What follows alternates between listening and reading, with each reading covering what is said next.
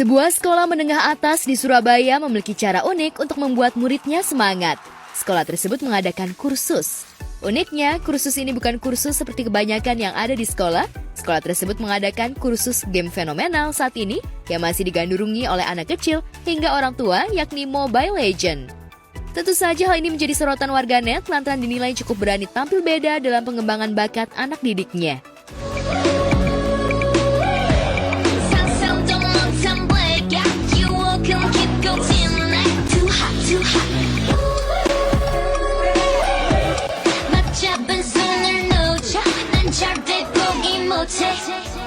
I'm on the next level. 저 너머의 문을 열어 next level. 널 결국엔. Game dan Mobile Legends, menurut saya ini pasti sudah dipertimbangkan dengan baik ya oleh pihak sekolah kalau memang itu diadakan, dan selama SP itu memberikan manfaat dalam arti membuat siswanya lebih kreatif, karena game itu nggak terlalu buruk ya. Mereka juga bisa menjadi programmer dan lain sebagainya. It's okay menurut saya. Lagi-lagi semua pasti sudah dipertimbangkan. Jadi saya tidak bisa ngejudge bahwa wah kok kayaknya tiba-tiba SP-nya jadi sesuatu yang membuat anak jadi terlalu menghabiskan waktu dengan gadget. Saya nggak bisa bilang kayak gitu. Semua udah pasti sudah dipertimbangkan.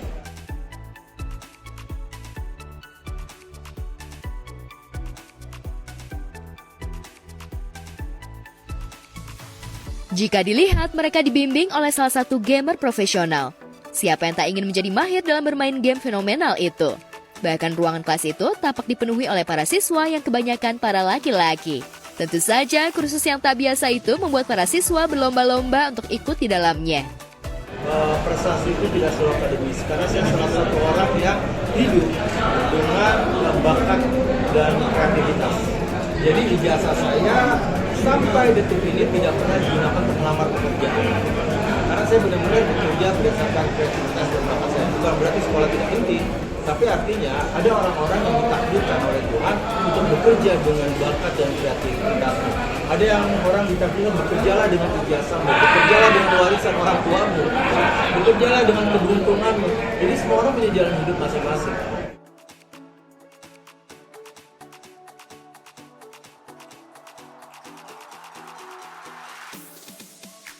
Di tempat terpisah, Tia Aristia memiliki acara yang cukup menarik di bulan suci Ramadan. Bersama dengan partner bisnisnya, ia menghelat lomba hafiz Quran untuk anak-anak kecil. Dan yang cukup mengejutkan, ada sekitar 170 peserta yang ikut mendaftar.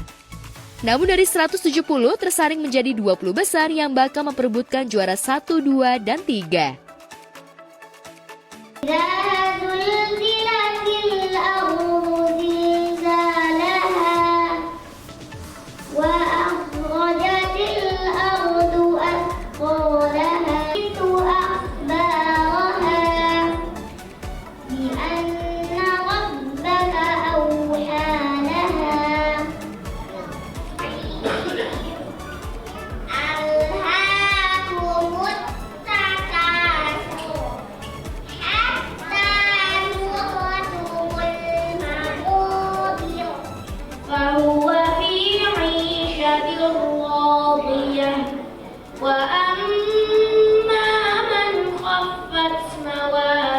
Hari ini tuh ada Hafiz Cilik OMDC. Jadi memang alhamdulillahnya partner aku, Dr. Oktur itu kayak banyak banget idenya.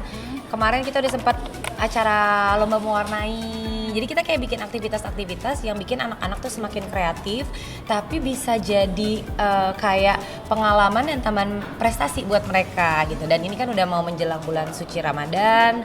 Jadi kayaknya baiknya kita bikin sesuatu yang berhubungan dengan Ramadan, ibadah, dan lain-lain. Akhirnya kita bikin lomba hafalan Quran gitu, ayat-ayat pendek. Jadi hari ini alhamdulillah kita buka pendaftaran untuk 150 orang. Tapi Masya Allahnya itu yang daftar tuh 300 orang.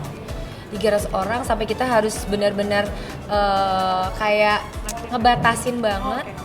Dari 150 itu mentok-mentok 170 supaya kita bisa tetap nyaman di tempat ini gitu. Anak-anak kan kalau misalkan nggak nyaman kan kesian. Dan sebenarnya dari anak-anak, start dari anak-anak usia 4 tahun udah boleh ikut gitu.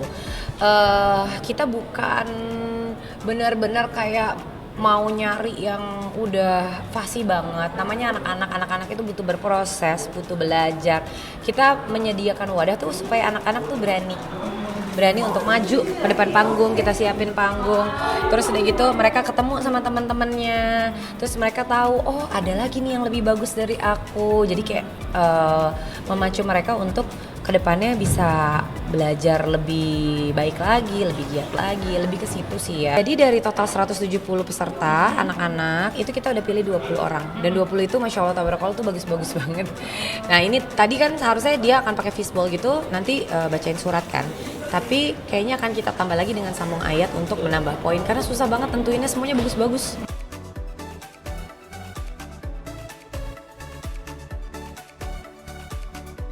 Tapi sayangnya di tengah rasa bahagianya itu bisa menghelat acara Hafiz, anaknya Kanaka tak bisa ikut menjadi peserta lantaran sakit.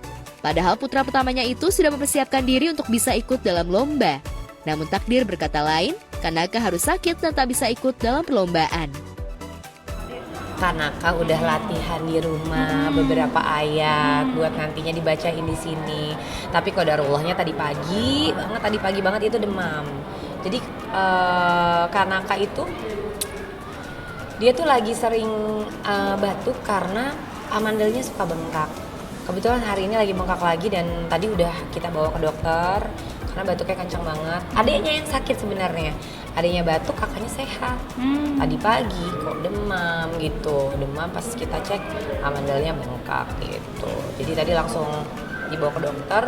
Dan kalau Amanda juga kan nggak bisa terlalu capek, jadi kita istirahatin dulu di rumah. Padahal pengen banget. Udah dia tuh kalau Kanaka itu, ya kalau buat aku sih udah hebat banget. Cuman kalau buat dibandingin sama anak-anak ini, masya Allah banget. Iya. Kalau di rumah itu dia memang sebelum tidur itu selalu baca semua surat hafalan dia. Surat pendek hafalan dia. Nah nanti tambah surat lagi, nanti tambah misalnya kalau misalkan hafalnya 5 surat, nanti terus 5 surat, nanti tambah 1 surat lagi jadi 6. Sekarang tuh dia udah ada 12 surat. Jadi sebelum dia baca doa tidur, dia baca 12 surat dulu. Akunya sendiri kayak, ya kalau misalkan anak aku jadi hafiz Quran, masya Allah tabarakallah itu benar-benar kayak berkah banget buat aku gitu, rezeki banget gitu. Jadi ya aku nggak mau memaksakan kehendak gitu, cuman berdoa iya tetap.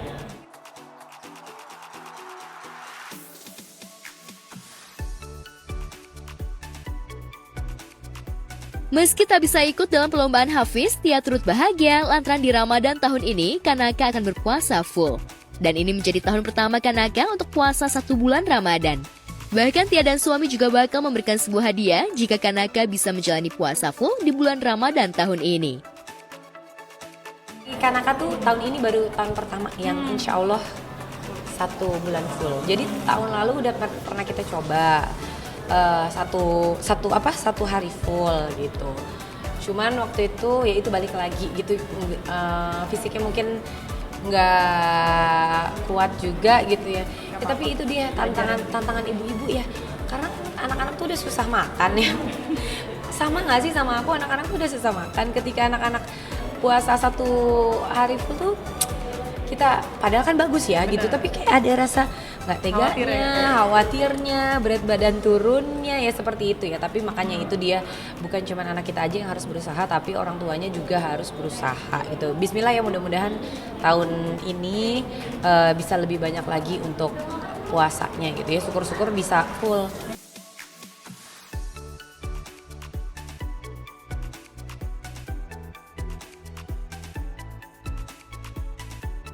Di tempat terpisah, para penonton setia RCTI bakal disuguhkan dengan sinetron yang tentunya syarat akan tuntunan di bulan Ramadan.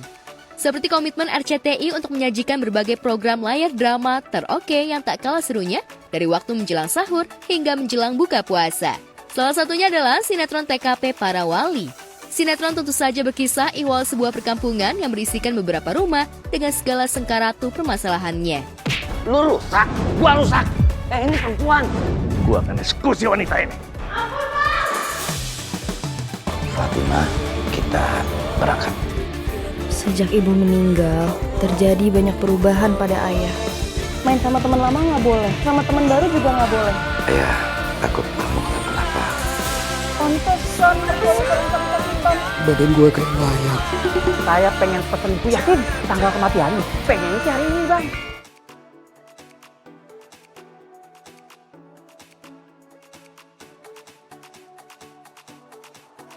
Sinetron TKP Para Wali ini semua karakter pemain baru meski lakon utamanya tetap sama, Apoy, Faang, Tommy dan Ovi, dan bintang-bintang yang lebih fresh serta memiliki drama yang sangat menarik.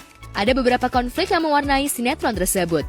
Meski penuh konflik, namun sinetron ini syarat akan nilai-nilai ibadah. Abah Mahari, gue diomelin mulu mertua gue. Hidup masih numpang, tempat-tempatnya lo nambah anak lagi. Ini yang namanya Kak Hamka. Udah ganteng, pintar lagi. Bisa apa, Bu? Bisa gak? Oke. Kamu punya anak gak?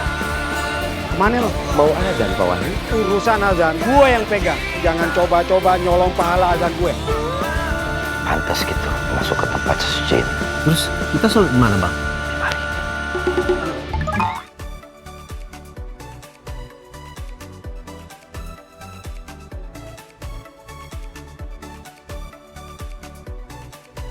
Tak hanya TKP Para Wali, sinetron lain di bulan Ramadan juga tentu menarik untuk ditonton, yakni Doa di Langit Malam. Sinetron dibintangi oleh bintang cilik Farah Shakila, Ferdi Ali, Sylvie Fully, Rama Michael, dan sederet pemain lainnya bakal tayang pada 11 Maret 2024 nanti pukul 15.30 waktu Indonesia bagian Barat. Dikisahkan Farah Shakila merupakan saudara dari Sharon Jovian. Mereka hidup dalam kondisi yang berkekurangan.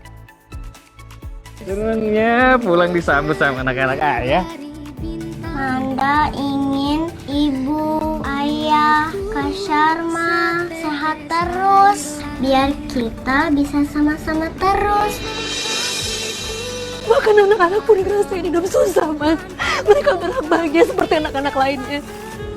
Orang tua mana yang gak mau ngelihat anaknya hidup berkecukupan? Ya udah, izinin aku kerja kalau begitu.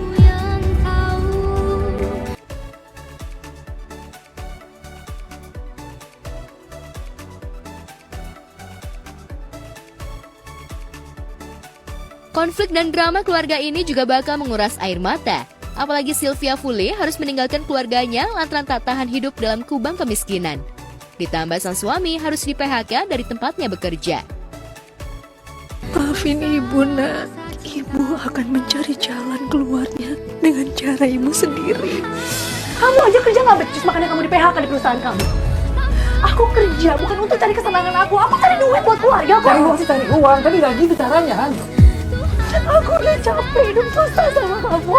Aku mau pergi dari rumah ini, Mas. Ibu, ibu.